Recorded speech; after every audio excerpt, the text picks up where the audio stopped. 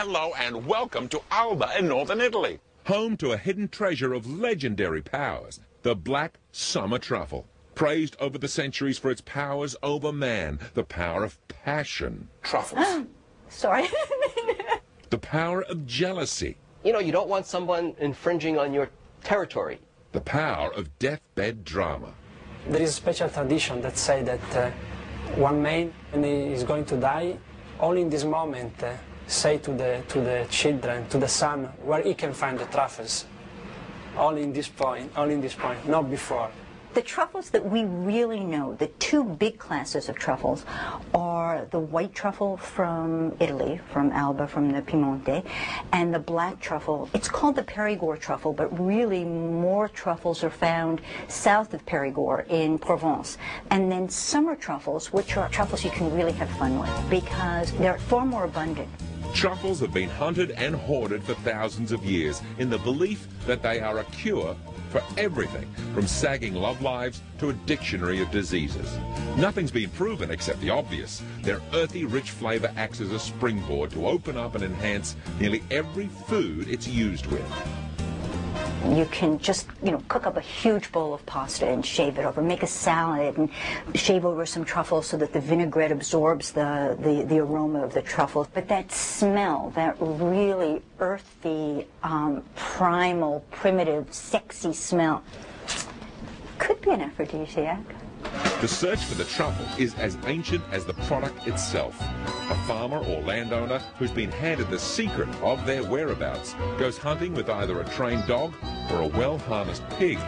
Pigs have an amazing natural ability to smell these flavorful fungi 2 feet below the soil. If you're a professional truffle hunter, you can't get a 300-pound sow in the back of your Fiat 500. And don't forget, the pig wants to eat the truffle. The dog doesn't want to eat the truffle. You try to get a truffle out of a sow's mouth, a 400-pound animal, is not easy, and a lot of times the truffle's broken, and you have to hit the pig to take it away, and you don't have to do that with dogs. But why not just farm them like every other member of the mushroom family they're related to?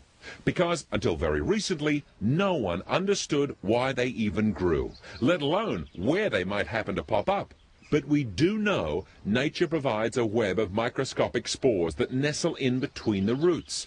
In this way, the truffle and the host tree share nutrients, and a beautiful and tasty symbiosis is born. Yes, these dogs are the farmers who hunt these lands have a wonderful side effect, and that is to keep the environment fastidiously clean. One tiny foreign element introduced to land that's been like this for thousands of years can throw off the truffle growth. They don't want anyone doing anything to their loved land. So what exactly is a truffle? Well, they're officially classified as a tuber, and they're the only edible subterranean fungi on the planet. Truffles come in all shapes and sizes, and though they are not beautiful things by any stretch of the imagination, they do have that unmistakable, intoxicating, indescribable aroma. People always ask, what does a truffle smell? Does it smell like truffles? Smell like truffles. You can't compare them to anything. There's no mushroom that smells like them. There's no fruit or vegetable that smells like them. It's a rare fact of nature. I love truffles. Well, in truffle season, I'll eat truffles almost every day. Now, the beginnings of a good truffle are pretty modest. A farmer and his dog and some land that no one knows about. But the ending of a truffle's life can never be more glamorous. Because only the best chefs in the world can afford the outrageous cost of these little black beauties. Chefs like Enrico Dörflinger, who gave up his pans as executive chef for the President of the United States to run the most beautiful kitchen in Rome atop the Eden Hotel. A kitchen with views to match the food. Enrico, I am entrusting these gorgeous black jewels to your hands. Yeah. This is a black summer This is a black summer truffle. The smell is the different. This one we use it most for the sauce, This is what, veal? Veal, yeah, filet of veal. What are you doing there? So now we put the truffle on the meat. We roll everything inside, And why did you choose veal? Because veal is a very nice dish. This is one of the most beautiful dishes that we see, So now we cook it like this, 2-3 times, and then we put it in the oven for a few minutes.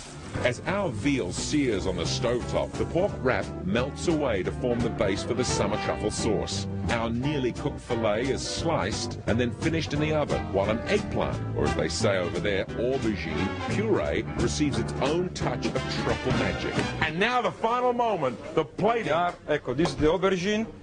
That's the aubergine? We take out the meat from the oven. From the oven? Wow, perfect. Very nice. Now that aubergine has what in it? It has, There is some truffle into it, but it's only aubergine puree made with truffle. Now we put the meat like this. This is the truffle sauce, you know, is a reduction of veal with the truffle and wine inside. Wow, wine, truffle and veal, all good. Slices of truffle and julienne leeks top off this fantastic filet. A little truffle, a little aubergine, a little veal. Wow.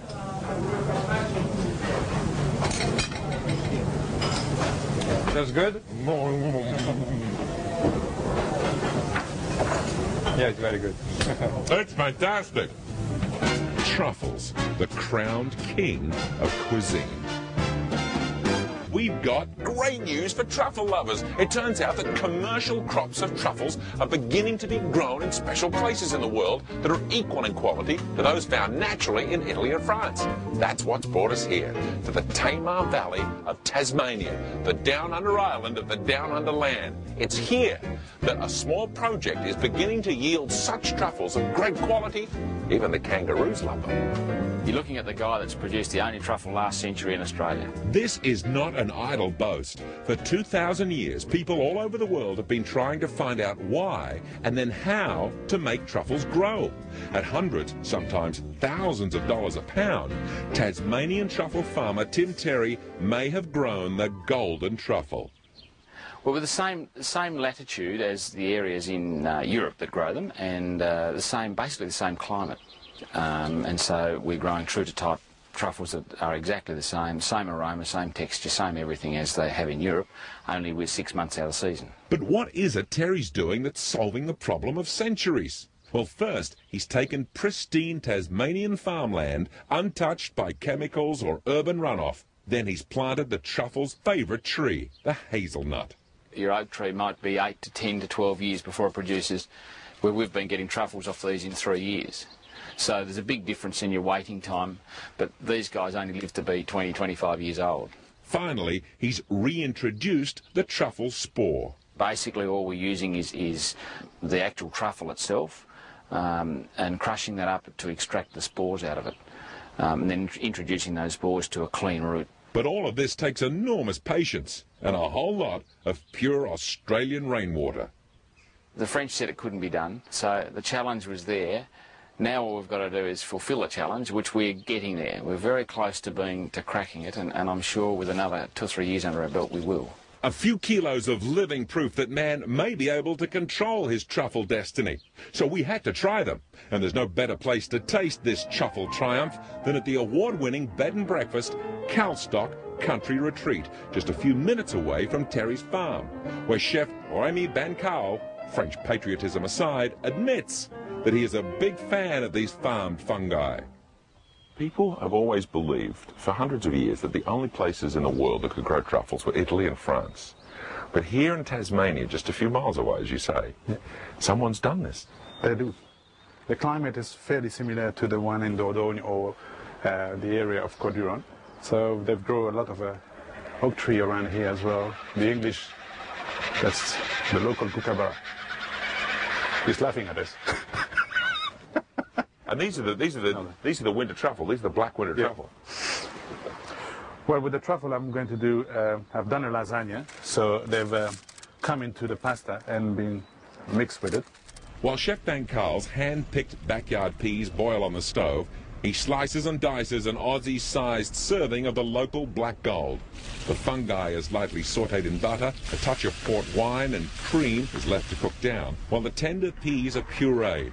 Lastly, our tuberous pasta is quickly boiled, then oiled, and our lasagna is prepared to meet its plate. Look at this. I've never seen anybody lay a truffle into pasta before. How brilliant of you.